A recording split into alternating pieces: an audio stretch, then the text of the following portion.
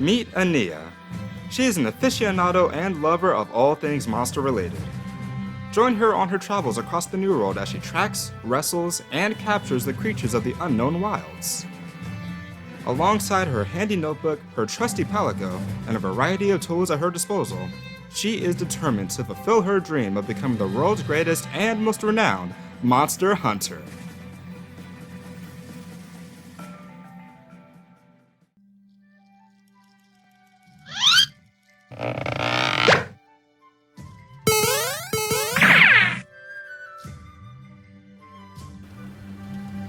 Well, it looks like Ania and Dio are in a good mood after their victory over the Great Jaguars. They're ready and raring to go for the next hunt on their list, and they're excited for us to come along. Today's mark is a flighty bird wyvern who can be described as a bit of a kleptomaniac, the Kulu-Ya-Ku. These creatures love to saunter along the ancient forest and the wild spiral wastes, picking up anything that catches their eye. In particular, they won't think twice about stealing eggs from unguarded nests, and in battle, they'll pull out giant rocks seemingly out of nowhere to defend themselves with. Countering this with slinger ammo or just a well-placed and powerful weapon hit will usually cause them to drop their boulders. And if any of its natural enemies appear on the scene, you bet it'll turn tail and flee. The only weak spot on the Kulu-Ya-Ku is its head. Its fidgety nature makes its head a bit of a harder target to hit, so Ania will have to do her best to aim well. If you really want to rack up a lot of damage quick, it would be a good idea to bring along some water-based weaponry. As a reward for targeting the head, you'll have an increased chance of receiving the Kulu-Ya-Ku's beak, which is no common treat. Its eye-catching plumes can also be difficult to come by, so try your best to snag those when you can. Once again, Ania adorns herself in the armor of her mark, but rather than having the armor make her look like the monster, it instead transforms her and Dio into what the Kulu-Ya-Ku may look like if it were a human, or an adorable cat. Both Ania and Dio look very fashionable in their attire, and Dio even has a dashing mustache now to boot. This time, Ania will be hunting with the Kulu bow and arrow weapon set, and since she's using a bow, she is granted the additional benefit of taking less elemental damage. This bow in particular also comes packed with 15% affinity, meaning she has a 15% greater chance of dealing critically powerful damage. As for the rest of her gear, Ania is able to feel more like a Kulu-Ya-Ku thanks to fire resistance. Pretty straightforward, offering a dash of compensation for the steep drop in water resistance. Critical Eye, which grants her weapon 5% more affinity. If you thought I simply misread the number earlier, here's the explanation now. Not all of the affinity is thanks to just the bow. Stamina Surge, which increases stamina recovery. Running away just got that much easier. Item Prolonger, the essential skill for when Ania would like to use some dash juice and hightail it to safety. And Pro Transporter. Ania never knows when she might spot an egg nest on an empty stomach, and this will make it worlds easier to steal away with a fresh meal. Speaking of fresh meals, Ania grabs one before heading out, tailoring it specifically to heighten her abilities with long-range combat.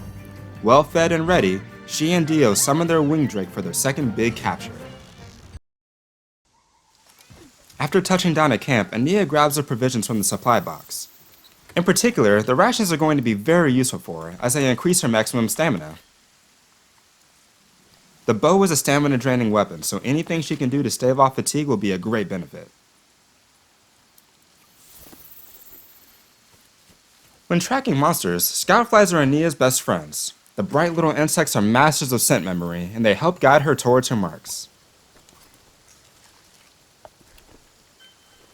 Just like with the Great Jaguars, the Kulu-Ya-Ku makes an appearance in short order. In all honesty, Ania finds the more aloof and passive nature of the monster to be rather endearing, and she takes a moment to simply walk alongside it as it saunters by. It even pauses for a moment to satisfy an itch, leaving some feathers behind.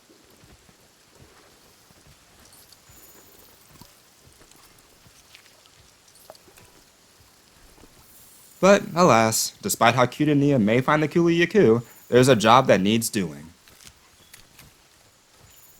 She brings up her slinger and gets his attention with a red pip before drawing her bow and going on the assault with a hail of arrows.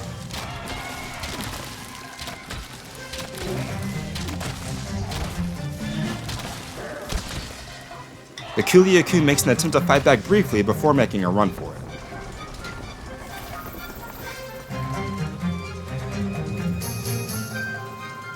It doesn't wind up going terribly far though, and actually charges headfirst at Ania from around a corner, hoping to catch her off guard. With the Kulu constantly moving to and fro, Ania scans her environment for something that can keep it still for a moment. Thankfully, paratoads like to populate this particular section of the forest, and Aania startles one just in time for her to release its paralyzing fumes into the air near her mark. Aania proceeds to seize the moment though and fire what's known as a Dragon Piercer shot, followed by an arc shot. The Dragon Piercer definitely works more effectively from the front, as it is a multi-hit attack that can go through the length of the enemy's body, but Aania can't deny having a fondness for flair.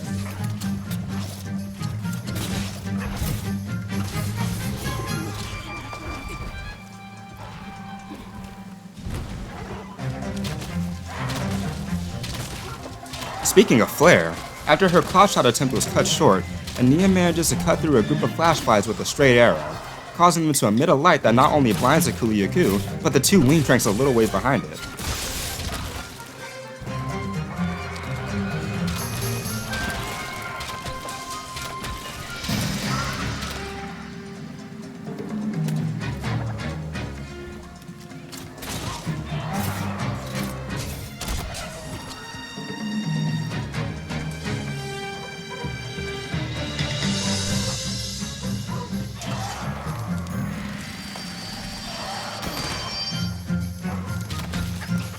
Once it finally shakes off the flashing lights, the Kulu makes another run for it.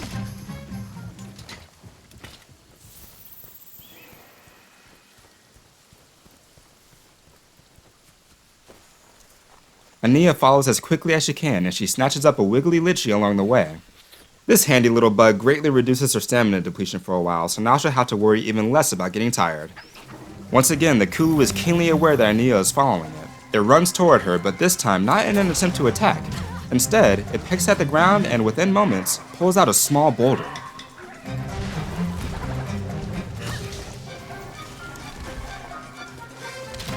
With its new weapon, the Kulu becomes more comfortable with attacking, and remembering her notes, Aania begins to look for some stinger ammo to shoot.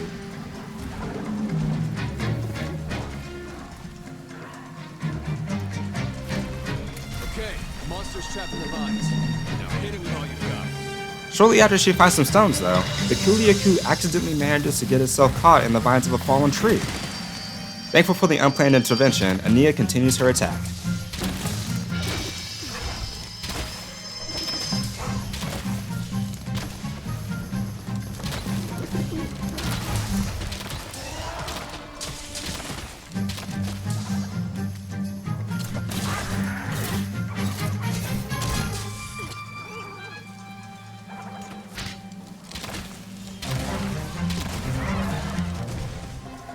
Toppling the Kulu over after it attempts a jumping attack gives Aania the perfect chance to go in for the capture. She quickly sets down a pitfall trap, detonates her tranquilizer bombs, and just like that, the skittish bird wyvern has come home to roost.